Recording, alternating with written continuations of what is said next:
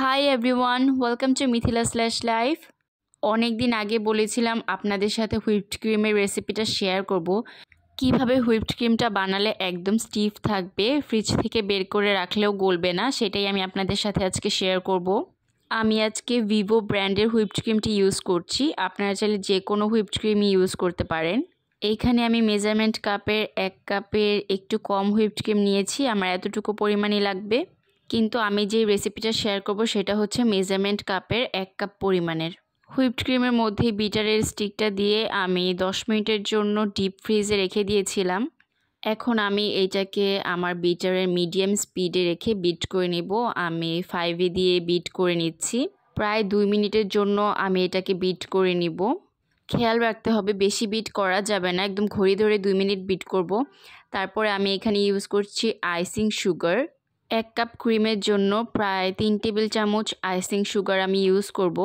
আর কেউ যদি বেশি মিষ্টি খেয়ে থাকেন তাহলে আরেকটু বাড়িয়েও দিতে পারেন, কিন্তু এই মিষ্টিটাই সবার জন্য পারফেক্ট হবে একদম।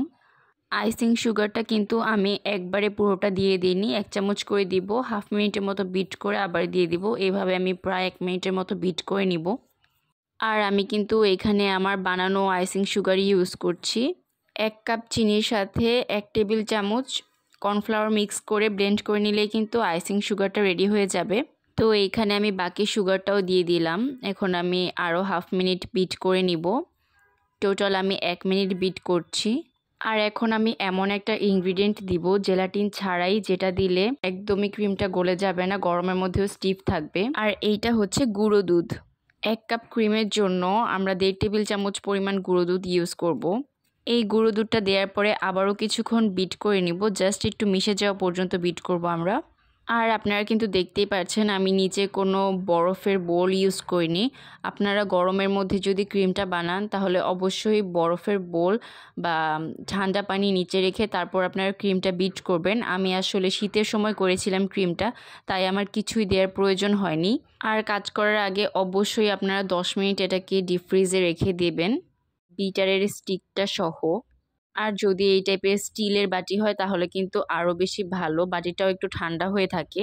আর আমি প্রায় আরও 1 মিনিটের মতো বিট করে ফেলেছি, আর এখন আমার বিট করা শেষ। আর আপনারা কিন্তু দেখতেই পাচ্ছেন ক্রিমটা কত বেশি সুন্দর হয়েছে, মাশাল্লাহ। একদম স্মুথ হয়েছে, কিন্তু একদম বাটির সাথে লেগে আছে। আমি যতই বাটিটা নিচু করছি ক্রিম কিন্তু একটুও পড়ছে না, কিন্তু এটা কিন্তু একদম ওভার হুইপড হয়ে যায়নি। এই জিনিসটা কিন্তু আপনাদের একদম খেয়াল রাখতে হবে। আপনারা যদি সবগুলো স্টেপ ফলো করেন তাহলে কিন্তু একদম এইরকম একটা ক্রিম হবে। আর এইটার সাথে কিন্তু যেই কোনো টাইপের ফুড কালার মিক্স করেই কাজ করতে পারবেন। চাইলে আপনারা বিটার দিয়েও মিক্স করতে পারেন, আর চামচের সাহায্যেও মিক্স করতে পারেন। আর কালার ইউজ করার পরে আপনি 10 মিনিটের জন্য ক্রিমটা আবার নর্মাল ফ্রিজে রেখে দিবেন। তারপরে আপনি বের করে কাজ করবেন, তাহলে দেখবেন খুব সুন্দরভাবে আপনি ডিজাইনগুলো করতে পারছেন। তো এইভাবে যদি আপনি কাজ করেন আশা করি সুন্দর একটি রেজাল্ট পাবেন। আর আমি ক্রিমটা এরকম সাইড দিয়ে ফুটো করে বের করি, তারপরে এটাতে একটু টিস্যু দিয়ে তারপরে স্কচ টেপ দিয়ে আটকে রেখে দিই নর্মালে। আর যদি ডিপে সংরক্ষণ করতে চান তাহলে অবশ্যই এটাকে এয়ারটাইট বক্সে করে রেখে তারপর আপনি কাজ করার 15 থেকে 20 মিনিট আগে বের করে রাখলেই হবে। এইভাবে আপনি আপনার ক্রিমটি সংরক্ষণ করতে পারেন। তো কাজ করার সময় আমি কিভাবে ক্রিমটা ইউজ করেছি সেটা একটু দেখিয়ে দিলাম। আর কেকটা কিন্তু বেশ কিছুক্ষণ আমি ফ্রিজের বাইরে রেখেছিলাম, কিন্তু একদমই মানে যেরকমটা বানিয়েছিলাম ওরকমই ছিল। আর এইটা ছিল একটি ভ্যানিলা স্পঞ্জ কেক, এটা আমার অ্যানিভার্সারিতে আমি করেছিলাম। তো ভিডিওটি কেমন লাগলো অবশ্যই আমাকে কমেন্ট করে জানাবেন, আর কোনো কোশ্চেন থাকলে সেইটিও কমেন্ট করে জানাতে পারেন। Thanks for watching.